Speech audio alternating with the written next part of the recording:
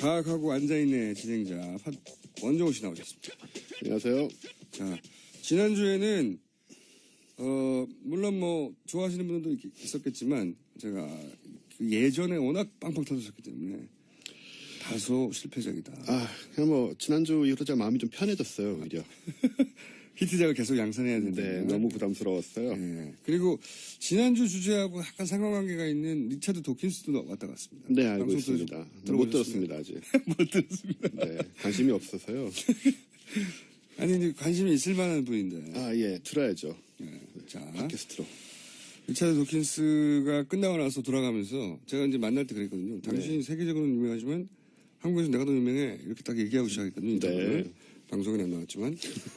끝나고 나서 그 도킨스가 굉장히 즐겁게 인터뷰를 하고 나서 가면서 거기 같이 왔던 분들에게 물어봤대요. 진짜로 유명한 사람. 네. 저 사람 뭐냐고. 살짝 경쟁심이 느껴졌나 보죠? 아니, 저런 외모로 어떻게, 뭐, 이런 거겠죠? 자, 오늘은 뭡니까?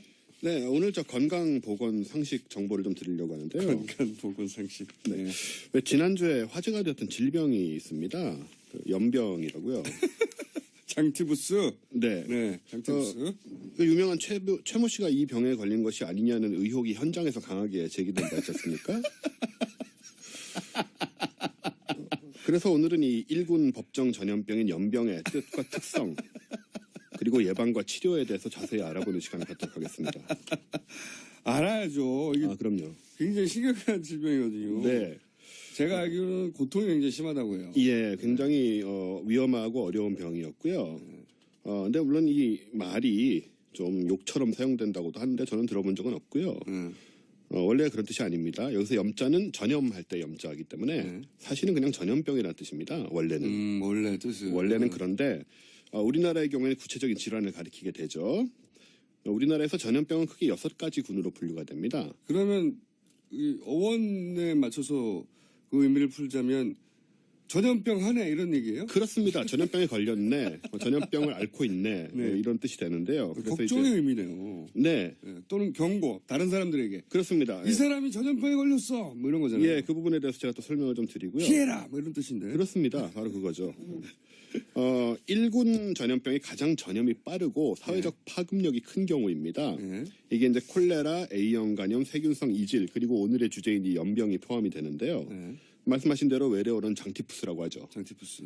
뭐 많이 들어본 이름이다 하실 텐데, 근데 이 이름을 장티푸스를 한 단어라고 생각하시는 분들이 많아요. 한 단어가 아니에요? 한 단어가 아니고요.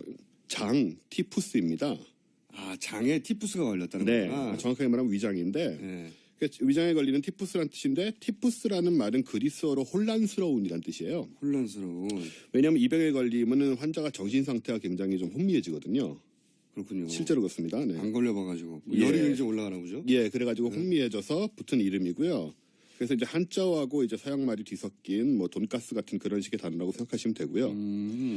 이 병을 일으키는 원인균은 살모넬라균. 네. 장이 한자고 티푸스가 이제 그리스어죠. 그래서 결합된. 네네. 이게 전 장티푸스라고 하는 그 외국에서 만들어낸 그런 것 같잖아요. 네, 뭐 병명인 줄 알았어요. 장 프랑스어 같기도 하고. 네. 아닙니다.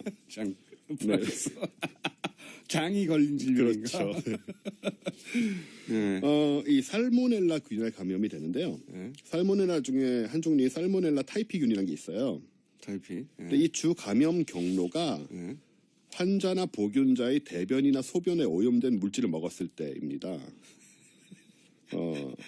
그거를 먹기는 쉽지 않은데 그걸. 이렇게 우연히 섭취가 되던가 뭐 오염된 뭐 경우가 이렇게 생기죠. 예. 그래서 일단 연병에 감염이 된 경우에는 불결한 생활이나 좀 이상한 생활을 하고 있는 게 아닌가 의심해 봄직하죠. 증상은 일단 고열, 두통, 구토 등이 일어나고요. 서강대학교 보건실의 자료에 따르면 심한 경우에는 건드려도 반응이 없거나 정신없이 허공을 쳐다보고 또 헛소리를 하는 경우가 있다고 해요. 실제로 이렇게 돼 있습니다. 헛소리. 네. 허공을 쳐다보는 거는 그러니까 정신이 좀 나가는 상태. 멍한 상태가 되고 너무 발열이 심하고 그런 그렇죠. 그런 다음에 이제 헛소리를 하는 경우가 있는데 그래서 지난번 그 최 씨의 경우에는 그 헛소리 부분이 바로 강한 의혹의 근거가 되지 않았나 추정할 수 있죠. 그리고 이제 그 허공 부분도 적용 가능합니다. 이게 묵비권을 행사했다니까 묵비권을 행사하면 할 수 있는 게 허공을 쳐다보는 거. 그렇죠. 아하. 네, 의학적으로 다 설명이 되는 부분이고요. 네, 설명이 되네요. 막 설득되려고 하고 있어요. 네, 말씀하신 대로 이제 전염성이 어째 심하기 때문에 환자로 의심되는 사람은 즉시 그 사실을 큰 소리로 주위에 알려야 되는 것이죠. 그런 일을 이제 또 하신 분이 계시지 않습니까? 네. 그러니까 처음에 이 말이 유통되고 사람들한테 네. 굳어지게 됐을 그 유래를 찾아보면 저 사람이 그때 당시에는 전염병에 걸리면 큰일 나는 거니까요. 네. 치사율이 굉장히 높았으니까. 그렇죠. 저 사람이 전염병에 걸렸다라고 외쳐서 나머지들에게 그 근처에 가지 마라. 주의하라고 하는 경고성 구호였네요, 진짜. 그렇습니다. 네. 그래서 우리가 모든 걸 이렇게 과학적으로 좀 봐야 되는 거고요. 네. 또 합병증으로 특이한 부분은 간이 커지는 증세가 있습니다. 간하고 비장이 이렇게 확대가 되기 때문에 아무래도 거기에 따른 어떤 변화들이 생길 수 있고요. 아프겠네요. 굉장히 아프다고 해요. 네. 그렇죠. 커지면 안 되는 게 커졌으니까. 네. 참 걱정됩니다. 그 역사적으로는 1960, 70년대 이른바 개발 독재 시기하고 유행 시기가 ገብ칩니다. 우리나라에서. 이때는 한 해에 수천 명씩 감염이 됐고 치사율이 꽤 높아서 치료를 잘 하지 않으면은 25%에 달했다고 해요. 4명 중에 1명이 죽은 거죠. 1960년대, 70년대. 70년대에도 이미 아직도 25%에 대한 치사율. 네네. 굉장히 위험한 병이라 다 이렇게 그 격리를 했었고요. 역사적으로 삼국 사기에서부터 기록이 남아있고, 조선시대 중종 19년인 1524년에 대유행을 했다고 중종실록에도 남아있습니다. 연명이. 네. 이 병 경우에 보시다시피 요즘도 환자가 생기고 있고요. 이제 예방과 치료에 대해서 알아봐야 될 텐데요. 예방과 치료에 중요하죠. 역시 서강대학교 보건실의 자료에 의하면 일단 생활 환경을 청결하게 하는 것이 무척 중요합니다. 아까도 말씀드렸다시피 분뇨에 의해 전염이 되기 때문인데요. 요즘은 근데 과거처럼 수세식도 아니고, 네. 수세식이 아니라 저기 뭐라고 부르죠? 허세식이요? 허세식도 아니고 그 위생 조건은 굉장히 향상돼서 그럴 염려는 별로 없을 것 같아요. 예전에는 이제 그 뒷간과 가까웠잖아요. 네. 소위. 그리고 또 그걸 야채 뿌리기도 하고 그렇죠. 그 얼음으로 인분을 그러다 보니까 이제 그럴 수 있었을 것 같은데 요즘은 어디서 접촉이 그게 가능할까요? 글쎄요, 이런 분들의 사생활을 잘 모르니까 정확하게 파악하기는 어렵지만 일단 감염이 된다는 경우에는 이런 식으로 접촉됐을 가능성이 있다는 얘기를 할 수가 있는 것이죠. 그리고 감염이 되면 항생제 치료를 하는데 환자나 보균자는 강제적으로 격리를 해야 되고요. 그거는 이미 이루어진 것 같고요. 네, 또 주변을 깨끗이 철저하게 소독 내지 소각해야 합니다. 그리고 만성 보균자의 발견 처치가 아주 중요한데 이번 최모 씨의 경우에는 활발한 그 활동 기간이 아까 말씀하신 국내 대유행기 1970년대하고 겹치기 때문에 그때부터 만성 보균자가 되었을 가능성이 있죠. 네. 그러네요. 그래서 예방 접종을 맞아야 되느냐 이런 생각을 하게 되는데 그러면 그때 그 고함을 지른 미영원 네. 그 아주머니는 그런 의학 지식을 다 갖추고 사실은 충분히 그럴 수 있습니다. 어떤 인류애라고 할까요? 경각심을 주변 사람들에게 특히 근무하시는 분들도 그렇고 기자들에게 조심해라 이거 아니에요? 그렇죠. 네. 예. 그래서 그 부분을 제가 좀 밝혀드리기 위해서 오늘 얘기를 드리는 거고요. 예방 접종을 우리가 어릴 때 맞았는데 지금 일반인은 필요 없고 고위험인 군인 경우에 접종을 합니다. 근데 어떤 사람들이 고위험군이냐면 보균자와 밀접하게 접촉하는 사람, 그러니까 가족이 대표적이죠. 그러니까 지금 경우에는 이분 가족이 덴마크에 있지 않습니까? 그래서 이분도 사실 보균 상태일 수가 있습니다.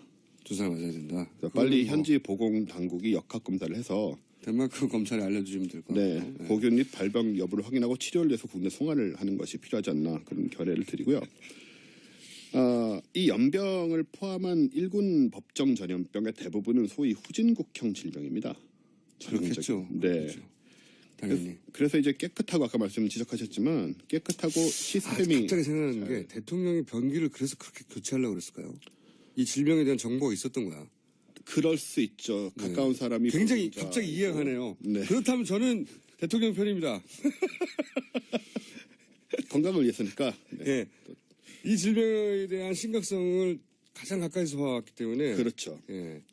변기에 그렇게 집착한 게 아닐까. 갑자기 이해가 가려고 그러네요. 네, 어쨌든 이 후진국형 질병이다 보니까 깨끗하고 시스템이 잘 정비된 나라의 경우는 잘 발발하지 않는 병입니다. 그래서 우리가 빨리 이번 치료. 이 예. 거울을 삼아서 지금 30초밖에 안 남았으니까 치료는 어떻게 합니까? 한센제로 하는데 예. 네, 요즘은 잘 낫습니다. 다만 치료를 받아야 되는 것이죠. 격리 수용되고 예. 얼마 정도 격리가 필요합니까?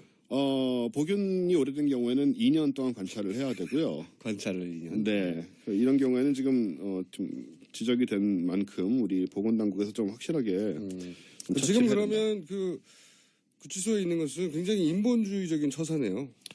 네, 독방에 있어야 되고요. 네. 또 화장실 같은 거를 다 다른 사람하고 따로 써야 되기 때문에 독방에 이렇게 격리되는 것이 본인을 위해서나 이제 나를 여기까지 하죠 그냥. 네. 알겠습니다.